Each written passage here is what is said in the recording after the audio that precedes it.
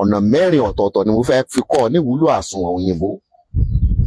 Àkọ́kọ́, ìwọ tó bá ní liver obstruction, inú ó kàn ṣe dente, wọn ò ní lè yàgbẹ́, nígbà míì gan ìtọ̀ yóò dandan ní bíi túláàsì ní àfẹ́rí tọ̀tọ̀. Lọ́pọ̀ ìgbà irú ẹ̀ operation náà máa ń ṣe láti ṣe, tàbí kán gbérú ẹ̀ lọ sí tíátà kan ti nǹkan bọ̀ nídìí láti fi ti ohun tó wà lé ìgbẹ́ yẹn láti fi tì jáde. Ká sọ pé o ní liver obstruction, báwo ló ṣe lè lo àsùnwọ̀n òyìnbó láti cure liver operation láìsí operation èyíkéyìí? Sórí ewé yìí tí wọ́n ń pè léwé àsùnwọ̀n òyìnbó yìí, já ewé àsùnwọ̀n òyìnbó yìí kó pọ̀ díẹ̀. Tó bá ti pọ̀ díẹ̀, ìwọ rò ó lẹ́fọ̀ọ́, o lè fi epo sí. Epo ṣe pàtàkì jù tó bá dọ̀rọ̀ àgbo ju iyọ̀ àti magí lọ. Kò ní tó fẹ́ fi magí ṣe inú òògùn Yorùbá, ṣùgbọ́n tó bá fẹ́ fi sí wáyé pé tó máa jẹ́ kó lè jẹ́ nìyẹn, fi sí. Ọlọ́run ti fàṣẹ sínú ewé yìí láṣẹ Elédùmarè, ó sì ṣe tá a fẹ́. Kọ̀ fún ẹni ọ̀hún bó bá ṣe lè jẹ́ mọ́ níwọ̀n kó jẹ́ mẹ́. Lágbára Elédùmarè, láàrin wákàtí 2 yóò lọ ilé ìgbọ̀nsẹ̀, gbogbo tí ó yàgá ẹ̀rù bà ọ́. Ọ̀nà kan nìyẹn tó lè lo àsùnwọ̀n òyìnbó láti bójútó ọ̀rọ̀ rẹ̀. Ká sọ pé o ní liver obstruction tó bá fẹ́ gbé àgbẹ̀ tí gbẹ wà. Ọ̀nà míì tó lè gbà lo ewé àsùnwọ̀n òyìnbó, ó ní tí jẹ̀díjẹ̀dí bá ti fẹ́ sọ ọ́ dobìnrin dípò ọkùnrin tí jẹ̀díjẹ̀dí ti hàn léèmọ̀, tí jẹ̀díjẹ̀dí ti fẹ́ gba ìdí rẹ, tó ti fẹ́ sọ di nǹkan míì, tó ti fẹ́ sọ di lágbà. Báwo lọ ṣe lè lo ewé àsùnwọ̀n òyìnbó? Sórí ewé àsùnwọ̀n òyìnbó yìí, ìwọ já kó pọ̀ kó wá sá síbì kan. Sórí ibi tó máa sá ewé àsùnwọ̀n òyìnbó yìí sí, jẹ́ kó dàbí pé ibi tó jẹ́ pé oòrùn ti ní pa ni, tó jẹ́ pé ewé yẹn á gbẹ fúnra ẹ̀ naturally. Tó bá ti sá ewé àsùnwọ̀n òyìnbó yìí tó ti gbẹ fúnra ẹ̀, ìwọ máa bu díẹ̀, o lè máa bù sọ́wọ́ kó mu mi gbóná sí. Kódà kò sí tó lè fi lò, o lè fògì lò, ògì ló dáa jù kó fi lò. Ṣùgbọ́n tó bá wá fẹ́ lo àgúnmu yìí, rí i dájú pé ibi tó ti máa láǹfààní àti ilé ìgbọ̀nsẹ̀ lọ ti lò.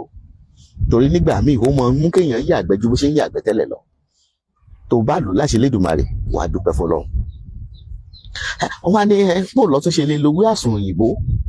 Mo ti sọ yìí rí, ṣùgbọ́n mo tó fẹ́ tún sọ torí ẹ̀yin tẹ́ ń béèrè ìbéèrè pé bàbá ẹ̀yin tẹ́ sọ yóò yé wa, ló yẹ kí n fẹ́ tó lè tún sọ. Ìwọ tó ń wojú Olódùmarè fọ́mọ, báwo lọ ṣe lè lo ewé àsùnwọ̀n òyìnbó èyíkéyìí, bóyá àsùnwọ̀n òyìnbó dúdú àbá àsùnwọ̀n òyìnbó. Ohun tó nílò láti ṣe, ó ní kó já ewé àsùnwọ̀n òyìnbó kó pọ̀. Tó bá ti já kó sínú pọ́ọ̀tì tó ṣe é ṣe àgbo, wá bu omi sí kó o sè é. Tó bá ti sè é, wàá wá yọ omi ewé yìí. Omi tó yọ ń bi ewé yìí, wàá fi ro àmàlà tó lè jẹ tán lẹ́ẹ̀kan ṣoṣo. Sọ wá rí ṣáàtì ewé yìí tó wà nínú tó ti ṣe yẹn, wàá wá rẹ́, wàá fi ṣe ẹ̀gúsí tí wàá fi jẹ àmàlà yẹn. Ló bá parí. Lágbára lọ́wọ́ Elédùmarè, wàá lọ ilé ìgbọ̀nsẹ̀, wàá yàgbẹ́ wọ́rọ́wọ́. Tó bá yàgbẹ́, gbogbo ìdọ̀tí tó ń dí ọ lọ́wọ́ láti ṣàbíyamọ, Olódùmarè á mú kúrò. Kódà ó ṣiṣẹ́ fáyín tí píríọ̀dù yín bá ń ṣe ségesège, píríọ̀dù rẹ̀ ṣe ségesège ní ovarian gene kan ní, wọ́n ní ovarian cyst ló ń dẹ lòmíì láàmú, ìgbà míì wọ́n á ní fallopian tube blockage ní. Lókè ní ìwò kò dúpẹ́ f'Olódùmarè. Ká wá sọ pé kó wá bọ́ sásìkò tí ewé yìí tó ìtànná rẹ̀ gbọ́rọ́gbọ́rọ́ báyìí ló máa ń rí, tí ó ṣe yẹ́lò báyìí. Ó lè lo ìtànná àsùnwọ̀n òyìnbó láti bọ́ lọ́wọ́ ogun ayé. Ó ní gbogbo tó ń gbé ọjà sí. Ìtànná àsùnwọ̀n òyìnbó ó ṣiṣẹ́ ẹ̀bí àgbà. Mo lọ́nà wò, ìwọ mú tànná àsùnwọ̀n òyìnbó kó sínú agbada, wá fatare sí.